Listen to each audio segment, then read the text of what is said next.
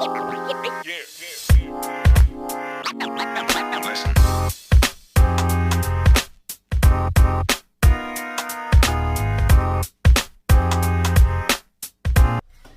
friends, welcome back to the channel, Relocate with Kaia. I am Kaia. I provide online support for families, individuals, and employees that are looking to move abroad. I provide them with relocation, country-specific resources, and on our channel, Rich and I discuss our own personal journey of moving from Philadelphia, Pennsylvania to Johannesburg, South Africa with our beautiful daughter, Nina. So today, we just wanted to share our thought process on conversations that Rich and I had on how moving to South Africa would impact Nina and what her experience would be like. So I guess, you kind of have to start from the beginning. So when Rich and I, just a quick, overview of kind of how race relations work in America. In America, they have this thing called a one-drop rule, which essentially says if you have one drop of black blood or African-American blood in you, you are considered black. And it does not matter what you look like, how you may present to the world, you are considered black. Like, that's just kind of what the narrative is. And that goes back to slavery times. So when, Rich and I obviously got together and we talked about having kids, like, I was always very clear on that regardless of what she looks like, she is going to be considered black. Like, her experience is going to be a non-white person. These were conversations we had before we actually had her, so we had no idea how she was going to come out looking. But the conversation was always going to be, she will be raised as a little black girl in America. Yeah, it was like definitely like, learn about your family, your heritage. Obviously, you're living in the house. We're different. But you have to instill that expectation of, like, when you walk out the door, this is how people are going to see you and treat you. Everything that comes along with that in the States. Yeah, so I think, so for me, it was going to be, that was going to be a big part of her upbringing. And there was going to be an emphasis on, this is who you are, this is a part of who you are. And I think because there's such negative representation and information that comes out often and regularly about African Americans in America, like all that you see, the images, the music, the story, like everything, tends to lean more so on the negative and not on the positive. So we were always very conscious of that. So, we had, had many conversations essentially saying that we have to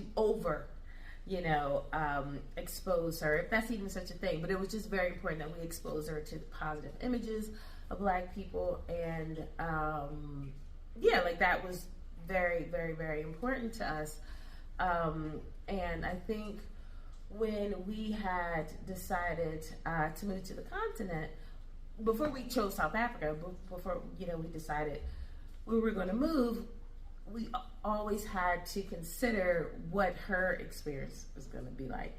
And I think for me, I've had a lot of growth in the 5 years that Nina's been here, and just acknowledging that even though America would say that she is black, that's, her experience is going to be very different from mine.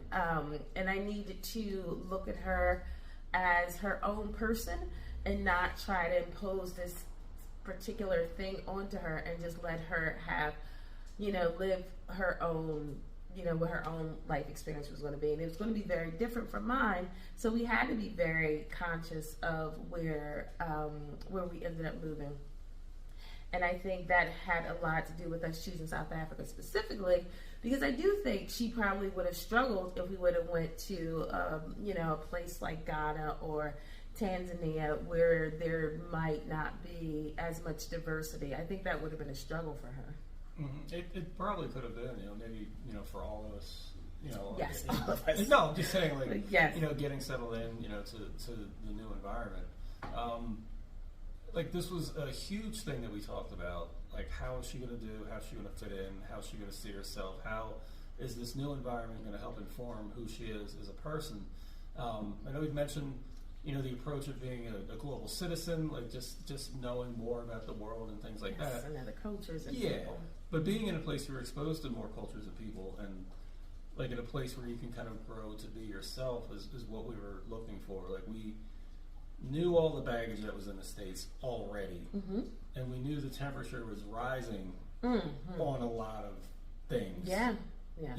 Like, let's take slavery out of schools, or like all of that, like that narrative that's been bubbling up and coming to us is just going to make things worse. Yeah. You're not addressing anything. You're not healing anything. You're not even talking about the elephant in the room. Yes. I don't think we were under any delusion that, it's always great in South Africa. Like, yes, racism still exists and things still happen, and obviously the apartheid wasn't that long ago. There's hangovers from that.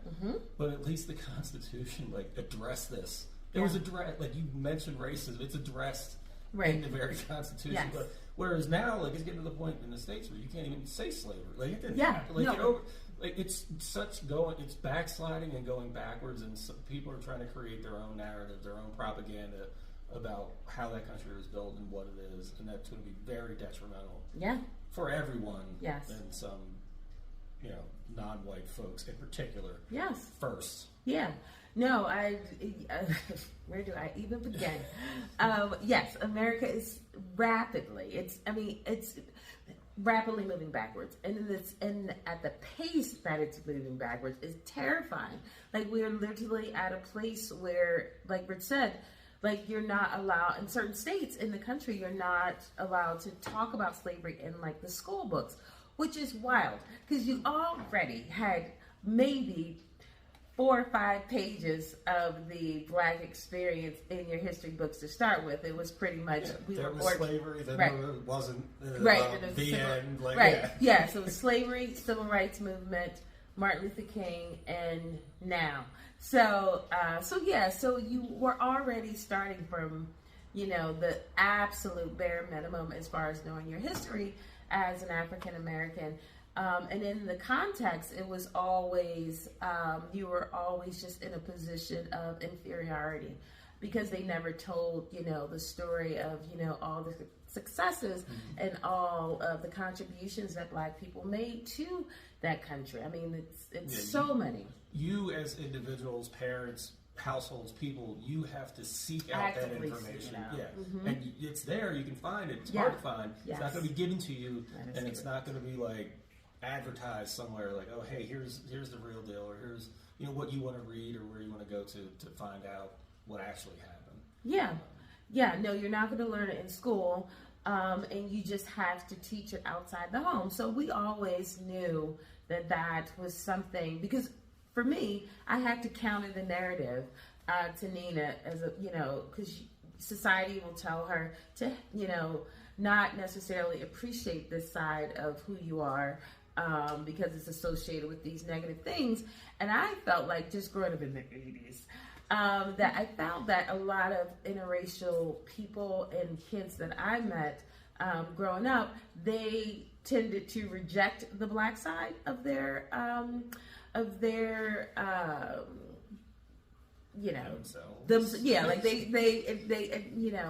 they kind of rejected that part of them, and they leaned more heavily into their white side. And of course, you want to be in an environment where life is going to be less difficult for you. So I think that also is why a lot of mixed kids tend to gravitate towards the non-Black side. It doesn't even have to be Black, really, but just like the, Black and white situation.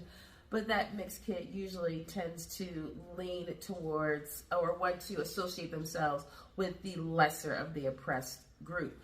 So knowing that, I wanted, Nina to, feel very proud of who she was and where she came from. So it was just a huge part of, that was going to be her upbringing before we even decided to move to South Africa.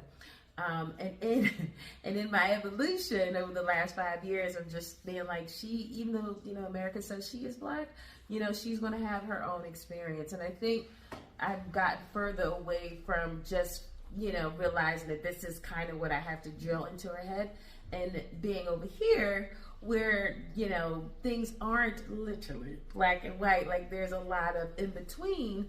And people have that freedom to, be who they are, identify, but they have different ways to identify themselves. I think it gives her the freedom to say, I am both of these things, or it just allows her to have more say in that, as opposed to, what she was allowed to, say, because you can say, oh, I'm mixed or whatever, but society's going to tell you something different in the States. Whereas though I feel like over here, there's a lot more freedom for her to be able to express whoever she chooses to identify with. And I'm really happy about that for her, because like I said, it's, having to choose, and kind of, because you see so many negative images in America about Black people, you kind of find that people pull away from that. Mixed kids pull away from that. So I want her to be in a country that is full of beautiful Black people in different stations in life, from, people who don't have a lot to people who have a lot, and in between. Because in America, because African Americans are about 14% of the population, she doesn't get a full picture of what, Black people can be, all these different things. Daily representation of daily people representation in different walks of life. Mm-hmm. Again, it's there in the States, mm-hmm. but you may have to go looking for it. And right. That's to try to fight the constant bombardment of regular non-Black imagery. Yeah. And then counteract the negative that you may see or that's perpetrated, on the news and in the media. Like, mm-hmm. it's a lot to overcome. It is. So we want to be in a place where, hey, on a daily basis, she can see, folks in different walks of life. Oh, the dentist is, Black woman. Like, yes. just all balancing everything. We talked about, before, it was like, oh, how would we fit here? Like, just everything. This was a huge part of life, of our lives and her life, that we wanted to get right. Yes. Get to a spot where, she could be comfortable. And I do think we did that. We're not under the delusion that nothing is ever going to, happen or be said, or, there's not going to be challenges down the road. Right. But just the overall attitude of folks here, the candor with which some folks talk about this, yes, is refreshing. Yes. Because if you even say something along the lines of a racial conversation, like, people shy away from it. You're going to shy away from it, or you're going to get that proverbial drunk relative that's going to go way, at mm-hmm. least for white folks, they're going to go way off mm-hmm. the rails. And it's kind of like, oh, this is... we...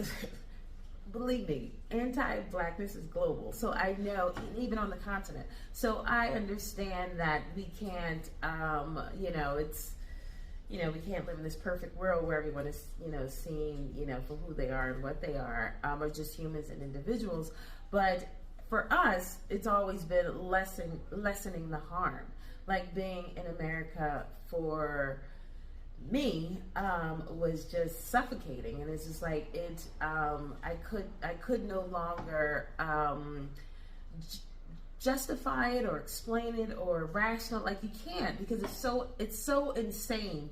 And I think once you step out of it, you definitely know it's insane. Like, from the outside looking in, you're just like, this was normal, and it is normal. And when you get out of it, you're just like, this is not normal. These things should not be happening.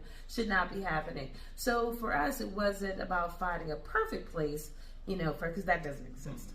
But it was more about harm reduction. And I think that's what we wanted for Nina. Like, she's going to experience whatever she's going to experience. But I just feel like there's a freedom here to be her individual self more than it is in the States. Like, I just, that's kind of just, what our thoughts were about that. And I was thinking, when you were talking about how people can have a conversation about racism, I was talking to, I've heard people mention this specifically, but I heard, when Trevor Noah, your guys is Trevor Noah, had his daily show. And one of the shows he commented on how in America racism it's definitely not subtle, but it's not openly talked about.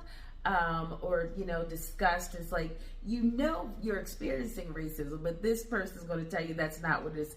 This is not what it is. Whereas in South Africa, people talk about it. They're very clear and what their intent is, and you have to appreciate that more. Because I want to know where you're coming from. So when he says that. So the U.S. does have different regional flavors of racism. We'll serve it up to you differently. That's true. That is where true. you go. That is true. That's true. Because people used to think, and I used to think this too, that racism in the South and in the North, it was less racism in the North than it was in the South. And granted, there was levels to the racism, but it was equally as far as the stuff that was done. So detrimental. Exactly. Less crosses in your yard. That's crosses right. in the yard, but That's you're right. still not But going to the be able to live policies, there. You're still going to get segregated. You're still going to get effed up if you decide to walk down there at the wrong. It just wasn't as overt as it was in the South. But you definitely the laws and stuff were just as racist as they were in the South.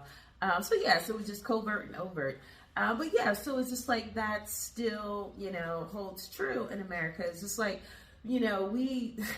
we don't talk about it honestly, and we definitely don't admit to, these institutions and systems as being racist. So if you can't even have a conversation about the systems being racist. And that's the thing. You can't have the conversation to begin with. Mm-hmm. If there is a conversation, there can't be any nuance to that conversation. Mm-hmm. It's you're on this side, I'm on this side, black and white, this and that, and that's it. Right.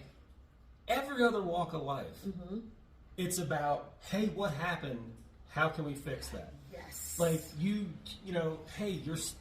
go to school with your kid. Here's a report card. What happened? How can we get the kid to do better? You play a sport. You play football. Sit down the next day. Let's watch the tape. What happened here? How do we fix it? How do we? You talk about it. You address what the issue is. That's right. You're not BSing around. Well, that didn't happen. So right. Right. We're not We're not every other walk of life. Everyone Everyone knows the only way you can effectively move forward is to have an accurate, full, honest conversation about what happened and go from there. But exactly. Right. So when you can't even agree, exactly. When you can't even agree on what happened, there's very little opportunity to have an honest conversation about how to move forward. So we were just very, when we decided we were leaving America, and Rich was very, supportive in me wanting to just move on the continent. We had to think about obviously the dynamics between us, and also Nina. And I think South Africa, was a very, very, very good choice. And I think it's just, because, there is, diversity here, it's just going to benefit her. Seeing all different types of people, and these people interacting and living, as harmoniously as we've witnessed that they have, is just something that I really want for her to see and experience, and not necessarily have to be pigeonholed to this, this one particular thing. I think she just has the freedom to be who she is. So we're very, very, very happy with our choice. Even though we've been here 6 months, we have no regrets, because I feel like she's definitely coming into her own. So, yeah. Anything else to add? No, that was it. All right, you guys. Well, thanks again for joining us. I hope this was informative and you got some nuggets. Please feel free to leave a comment below. Or if you have any questions, please leave them in the comments. Also, feel free to like and subscribe. Thanks again for watching. We really do appreciate you guys, sending messages of support and encouragement. We definitely feel the love of South Africans and also Americans that are watching the channel. So have a great week, and we will see you guys next Tuesday. Okay, bye.